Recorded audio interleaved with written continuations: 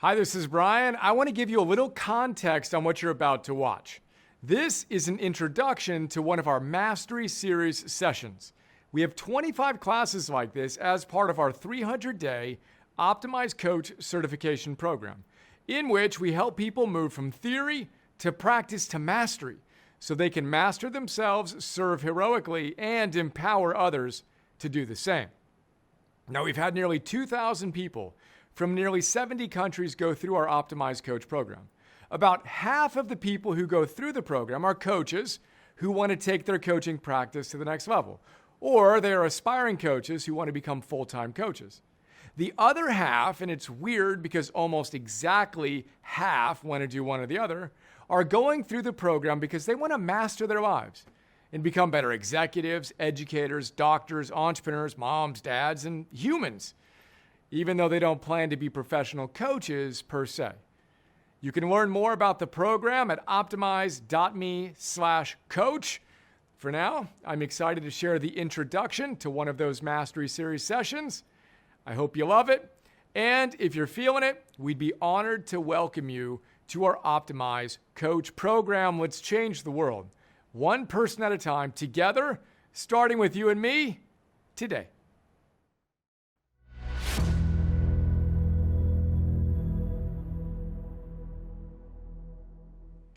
Hi, this is Brian. Welcome back to the Optimize Mastery Series. Today we've got Module 2, Part 3, Heroology, the study of a good hero. That would be you.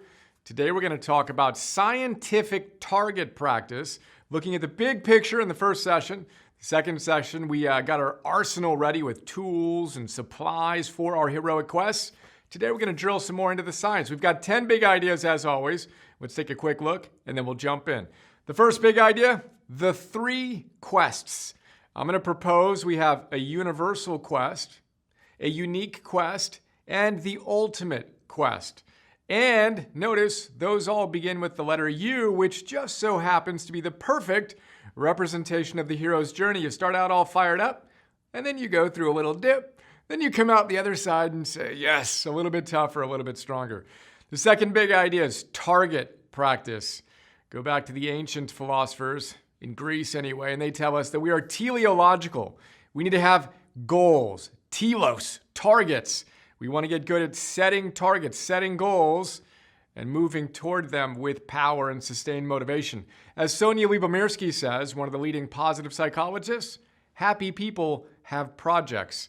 We're going to talk about the importance of taking the big picture ideas into a specific project, getting into flow and all that good stuff. The third big idea, one of my favorite tools ever, WOOP, the science of making our dreams a reality. We wave the wand of what we want in this world, then we rub it up against reality and make a plan to deal with our inevitable obstacles. It's kind of like a GPS system. If we have a hope map, WOOP is how we navigate that map. The fourth big idea is motivation, the science of motivation. We got to sustain motivation over the long, heroic quest. Scientists give us a formula. They say it's value times expectancy over impulsivity times delay. We're going to talk about what that means, and we're going to add an important variable, energy, which we multiply times all of that. The fifth big idea we're going to explore is dynamic tension and collecting dominoes and micro wins. We're going to use a little rubber band as a little prop and pull our vision away from our current reality and feel that dynamic tension as we create micro wins. What's important now? That's the most powerful question we as aspiring heroes can ask ourselves. We want to collect those wins. What's important now? What's important now, etc. The sixth big idea is dynamic equilibrium. Dynamic equilibrium. We're going to talk about Marcus Aurelius and Gumby doing some tightrope walking and the fact that we're never going to get there. There's no static equilibrium. It's always dynamic. The seventh big idea is grit. Angela Duckworth, the leading scientist on grit, says if she was ever going to get a tattoo, it would be fall 7, rise 8. Fall 7, rise 8. Stronger. We're going to talk about the science of grit. Intense passion plus intense persistence. There are 4 attributes to cultivating grit. have a passion, have a practice, have a purpose, and have hope. We'll unpack that and apply it to your life. The 8th big idea is the courage quotient.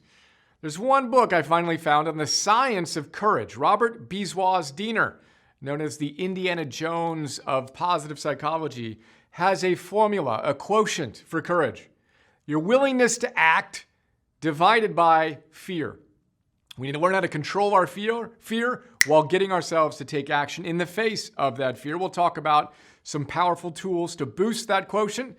I'm going to encourage you to identify your number one tools while I share mine.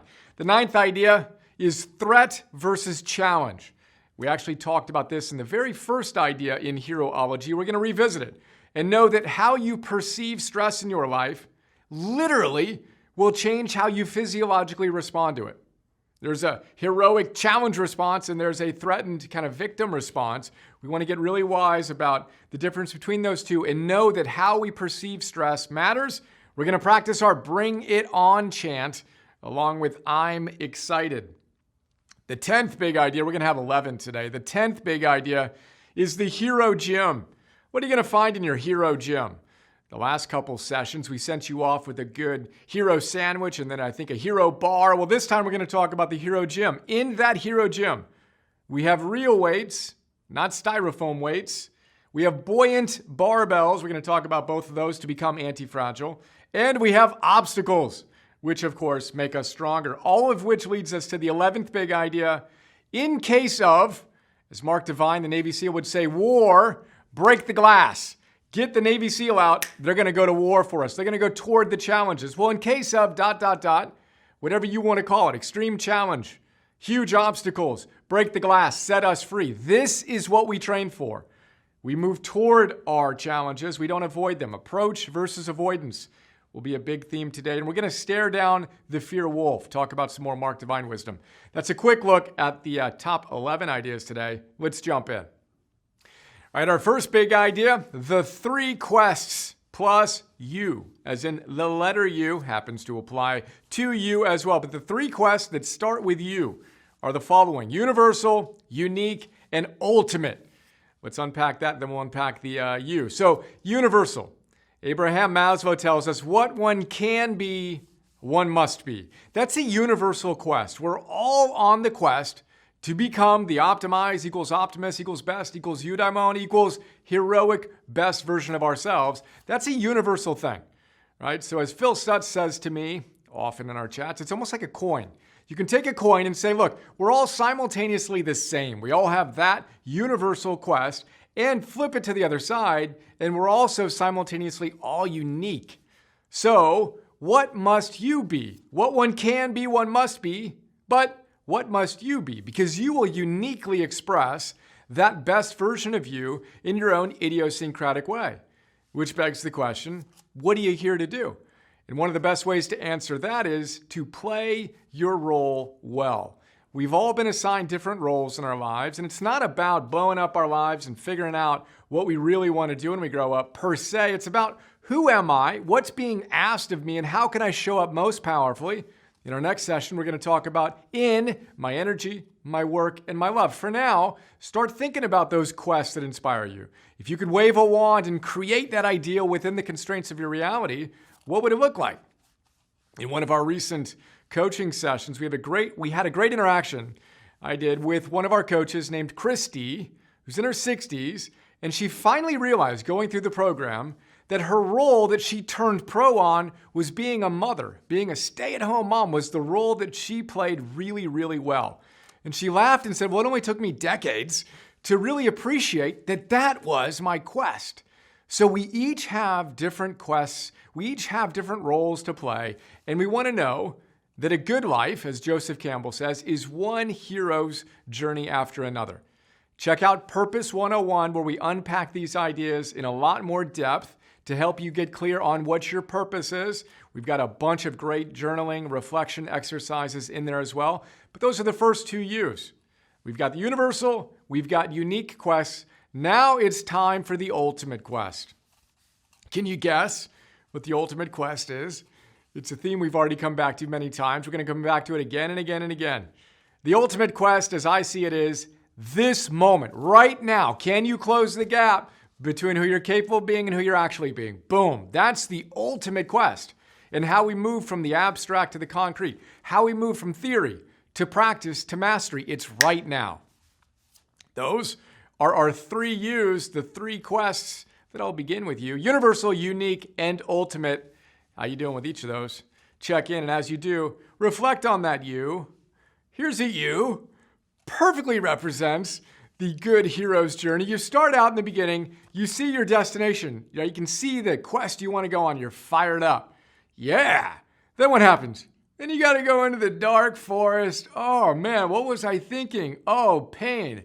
Then you come back up and you get to that place that you had envisioned, perhaps a lot different place than you had originally envisioned, but you have that deep sense of fulfillment. You've spiraled up. You've turned that you into a spiral, and you've spiraled up into the next best version of yourself. But again, the good hero's journey, you're not sidestepping lizards, you're battling dragons, and that often takes the form of a you. Therefore, when you find yourself inevitably facing obstacles, facing challenges, know that's a reverse indicator. You're on the right path. Get back to work. Move through that little dip up into the next best version of you. There you go. It's our first big idea.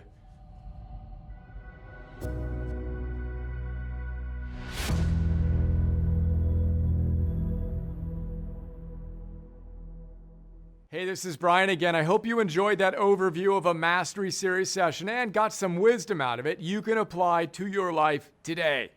What was it? Again, you can learn more about our Optimize Coach program at optimize.me/coach. And here's a fun little video we put together featuring some of our Optimize Coach graduates describing what they got out of our program and why they loved it so much. You can also check out hundreds of other testimonials at optimize.me/coach. Have an awesome day, and let's do this. This year, everything changed. The single best year of my life. It is the most essential course for living your optimist self, being who you need to be. It gave me clarity of what I want to do in life. If you want to totally change your life, join Optimize. Like I look at New Year's resolutions every year. I'm really good at making them, but it's funny because I look back and they were always the same goals, like every single year. I can actually do new goals this next year because I've put into practice, and it's just part of my life. It's part of my routine. It's who I am. And that's amazing to be able to move forward like that with that confidence. Through the program, I've been able to see how much more can I improve, how many things I thought I was doing okay or well that were not, because I was perhaps lacking the right information or being very conscious about the practice. So totally my energy improved, my mood, my vitality. So as I said before, even though I was doing okay, I thought I was doing great, I was doing okay compared to now. So now you can maybe feel it, sense it, much more alive. It's really catapulted me in new directions and has helped me be a better leader and coach. You know, I've been somebody who I feel like I hold space for a lot of people, but there wasn't somebody to hold the space for me. Becoming an optimizer was one of those places where like, oh, wow, this is what that feels like. And it was really powerful. The way that Brian simplifies a lot of the data that he has, like he gets the science behind it, but because he uses that every single day in his own life, he makes it really practical and very simple to apply it very easily. Like if you listen to something on one day, you could be practicing on that same day. We start repeating it or living it without like conscious effort because it just becomes ingrained in who we are. Everyone has their own story that they're kind of living through, and Optimize really helped me to not play the victim in my story, but play the hero and solve my problems. But the piece that was missing my whole life was the part about obstacles. And it's okay to think about what could go wrong. In fact, it's necessary to think about those things and to plan for them. And that's been the most life-changing thing for me over the last year. I've had multiple sclerosis for 30 years. And this year, the work that I did in Optimize dramatically changed my medical history. If you've ever wanted to improve and develop and reach a higher version of yourself, but have been putting it off, this is the time, now is the time. From a person, I'm not getting paid to do this, I would say, go and sign up and do the hard work. This will change your life.